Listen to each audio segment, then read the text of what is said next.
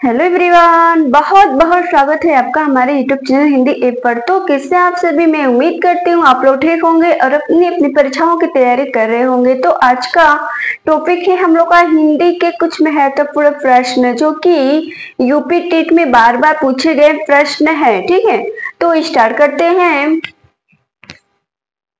One question है, भाषा के लिखित रूप में बात बताता है। भाषा के लिखित रूप में बात बताता है। ठीक है, किस रूप में बताते हैं? लिख कर। ठीक है, लिख कर अपनी बात बताते हैं। अगला तो क्वेश्चन है, व्याकरण भाषा क्या बताता है? व्याकरण जो भाषा है वे क्या बताता है? नियम। ठीक है, नियम को बताता है। क्वेश्चन है, संख्यावाचक विशेषण कितने प्रकार के होते हैं? संख्यावाचक विशेषण कितने प्रकार के होते हैं? इसका सही आंसर है 2 प्रकार के। ठीक है, 2 प्रकार के होते हैं संख्यावाचक विशेषण। 4 क्वेश्चन है, कौन सा शब्द परिमाणबोधक विशेषण है? कौन सा शब्द परिमाणबोधक विशेषण है? कौन सा शब्द है? शेर भर दूध। ठीक है, शेर भर दूध है। अगला 5 क्वेश्चन है, प्रयोग की दृष्टि से विशेषण कितने प्रकार के होते हैं? प्रयोग की दृष्टि से। ठीक है, प्रयोग की दृष्टि से विशेषण कितने प्रकार के होते हैं? 2 प्रकार के। ठीक है, 2 प्रकार के होते हैं। 6 क्वेश्चन है, हिंदी भाषा का जन्म कहाँ से हुआ है? हिंदी भाषा का जन्म, ठीक है, कहाँ से हुआ है? इसका सही आंसर है उत्तर भारत। उत्तर भारत से हुआ है हिंदी भाषा का जन्म। ठीक है, अगला 7 क्वेश्चन है, वर्णमाला किसे कहते हैं? वर्णमाला किसे कहा जाता है?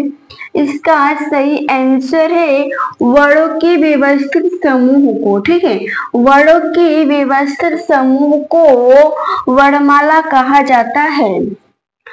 अगला 8 क्वेश्चन है, भाषाई आधार पर सर्वप्रथम किस राज्य का गठन हुआ था? ठीक है, भाषाई आधार पर सर्वप्रथम किस राज्य का गठन हुआ था?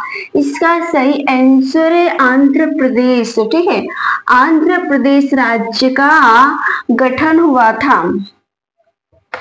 अगला 9 क्वेश्चन है, भाषा के कितने रूप होते हैं?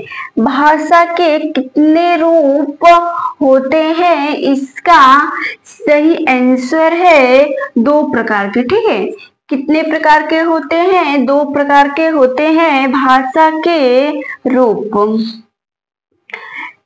2 प्रकार के कौन कौन? एक लिखित होता है और दूसरा मौखिक होता है। ठीक है, लिखकर या मौखिक मतलब बोलकर अपनी भाषा को हम किसी दूसरे के सामने प्रकट कर सकते हैं। ठीक है, इसलिए भाषा कितने प्रकार की होती है? मुख्यतः 2 प्रकार की होती है।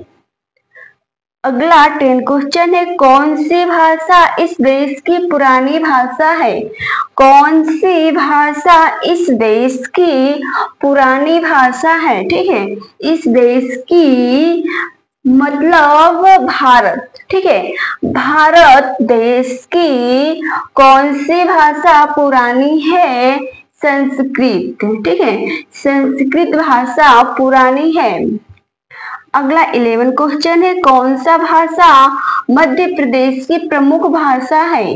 कौन सा भाषा मध्य प्रदेश की प्रमुख भाषा होता है? कौन सी भाषा है? मागधी। ठीक है, मागधी भाषा है। अगला 12 क्वेश्चन है, मगही किस भाषा की उपबोली है? मगही किस भाषा की उपबोली होती है? कौन सी भाषा है? राजस्थानी। ठीक है, राजस्थानी भाषा की उपबोली होती है मगही। तो उम्मीद करती हूँ आप लोग को समझ में आ गया होगा। आज की क्लास में बस इतना ही, फिर अगले नेक्स्ट क्लास में पढ़ेंगे। Have a nice day.